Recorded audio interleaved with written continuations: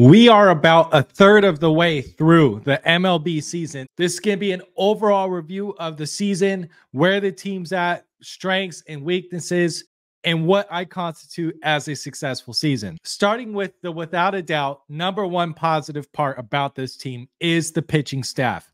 Even though they are lacking a little bit in the bullpen department, they have a great closer, Munoz, but they don't really have a good bridge guy. And there's not a lot of guys that you want to trust in high leverage situations at the end of games. I get that, but I want everyone to remember, although I do think trades need to be made, when you get into the playoffs, your starting pitching are going to be pitching a lot deeper into games than usual.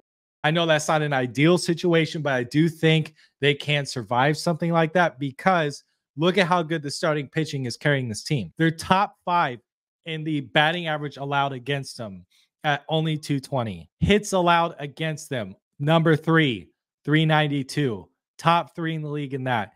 ERA, I believe they're top 10, number 9. And then you go to the walks, and they are second least amount allowed in the entire league. So they're not walking a lot. They're not allowing teams to hit for a high average against them.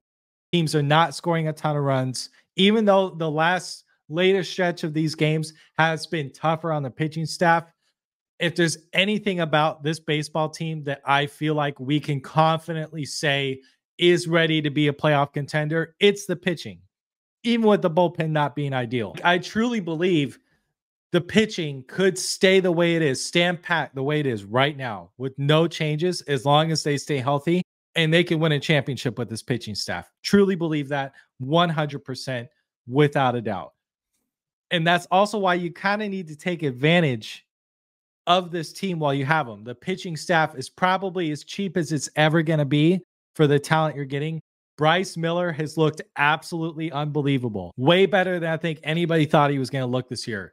The weakest link, I think, in my opinion, on the pitching staff on a case-by-case basis is George Kirby. And that's only because the guy throws basically challenge fastballs in every at-bat. And he's either going to have the best game ever or a possible dog shit game. And even then, a lot of teams would love to have a pitcher like George Kirby. He's a legit number 2, number 3 guy.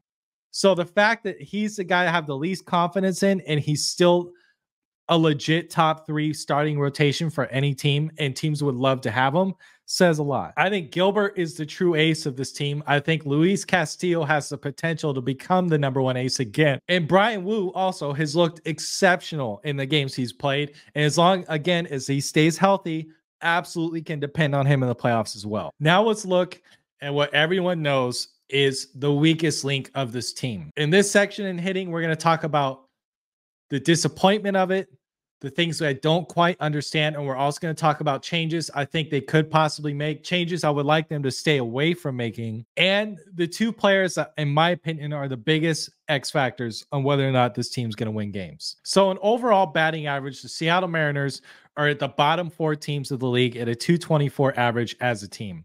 Terrible. Strikeouts, if you don't already know, I'm pretty sure they're still on pace to break the all-time record for most strikeouts in a single season, and they're at 553. That's number 1 in the league. On base percentage as well, they're in the bottom 4 of the league at 298 as a team, and in runs scored also bottom 4 of the league, one of the worst at that. What they are one of the best in, and what's coming up and trending upwards, is the home runs. They're top 10 at 62 home runs as a team for the year. Basically, the Mariners offense, and I said this earlier in the year, but I still think it rings true.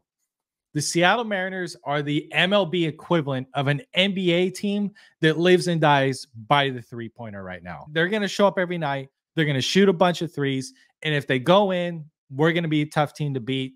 If they don't go in, we're going to get absolutely smoked. And that is essentially what the Seattle Mariners are. Basically, the Mariners offense is what's just hope right now.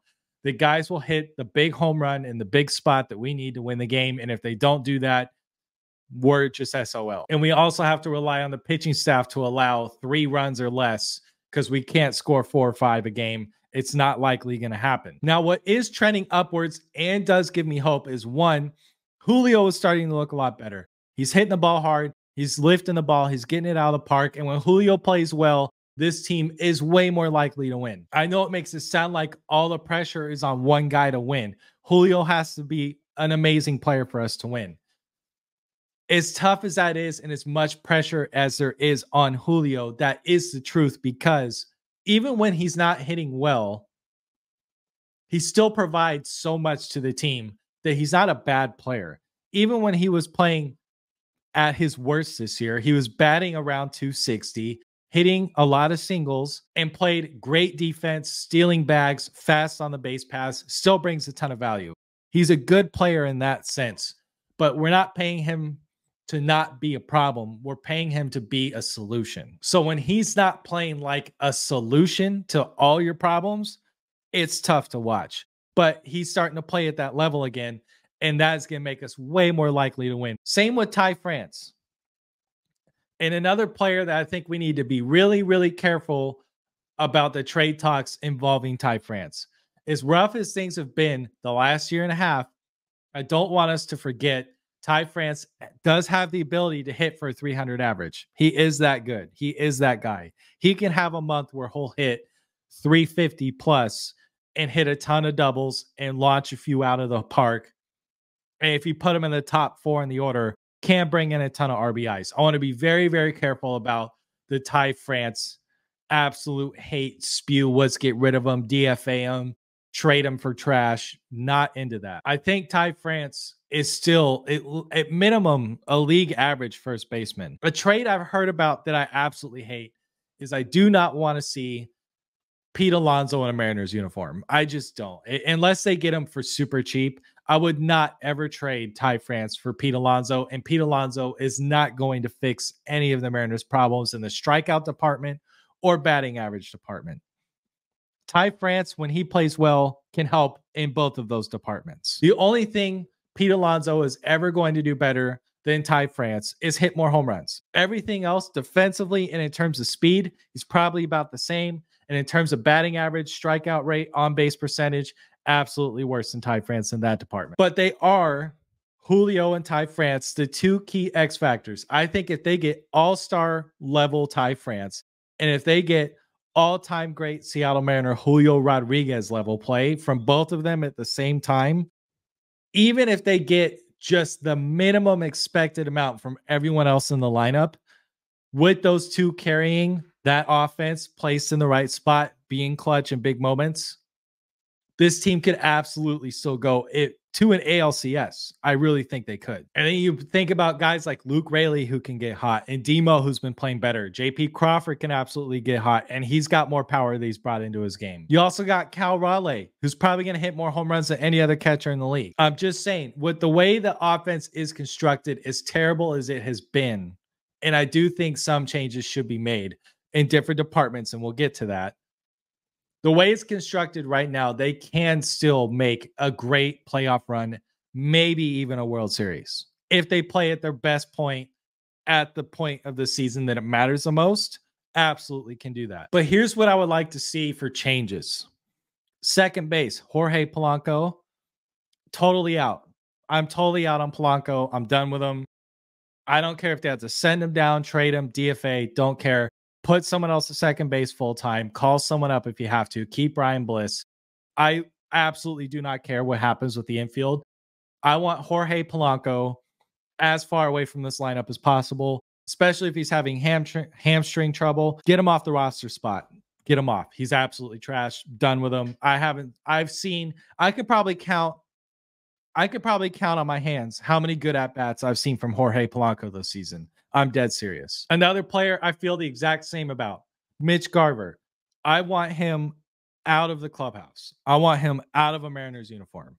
Absolutely done with him. It's time to be honest with these guys. You signed them expecting great things. You signed them expecting them to play at the level that they were playing at before we signed them. Get them out. They're not even close. They look like a shell of their former selves. They've looked like that a third of the way through the season. I don't think they're going to pick it up. I don't think they're going to find it. They are absolutely terrible. They're automatic outs. They're taking away at-bats from players that could be doing way better than them. Those are the changes I want to see made. Find another bat that can go into the DH position that's not named Mitch, and find another second baseman. Would love to see that happen, please, for the love of God. Another thing that scares me with the trade of Blake Hunt, I think he was in AAA when they traded him. He's a catcher. If Cal Raleigh for any reason goes down or gets injured for an extended period of time, I don't know what the plan is at catcher, because if you got Sebi Zavala, the guy's also just as bad as Garver, and Polanco has been probably the worst overall hitter on the team. The sound, like just saying out loud that that guy's going to have to be the everyday catcher for an extended period of time is totally unacceptable. And catchers get hurt all the time. So I think some more catcher depth would be a good idea to go out and look for as well. Honestly, I would put catcher depth over bullpen depth right now. That, like, bullpen, I'd rather have a catcher we can depend on to come in and back up Cal rather than get someone else and just hope and pray, fingers crossed, Cal doesn't get hurt.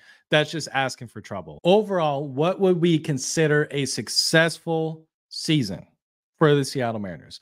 What would be the end of the season outcome that you'd be like, you know what? I'm happy with that. That was a good season. We're cool. For me, I think it's an ALCS appearance. If they make it to the ALCS and they're competitive, they don't get swept, they're competitive in the ALCS, I would look at that and be like, you know what? We're right there. And I'd be super happy with that. That would be a hell of a season, a great run, a better run than I've seen basically in my life. And in that case, I would call that successful. Anything less than that, though, I think some big changes need to be made, especially if they win the division and they have a good seed and they got a bunch of home playoff games. I would expect so much more. And please leave a comment below. What would you consider a successful Mariners season? Because it used to be just make the playoffs, right? It used to be. But now I think we're at a point where it's got to be a little bit better than that. The pitching staff is too good. There's too much potential. They can't just make the playoffs and we call it a day and they go into like a wild card spot and get one and done. I'm not down with that. It's got to be better than that. So let me know what you guys think. If you watch to this point, please consider subscribing. I'll be doing baseball breakdowns all through the MLB season. Thank you for your time, and I'll see you guys in my next video.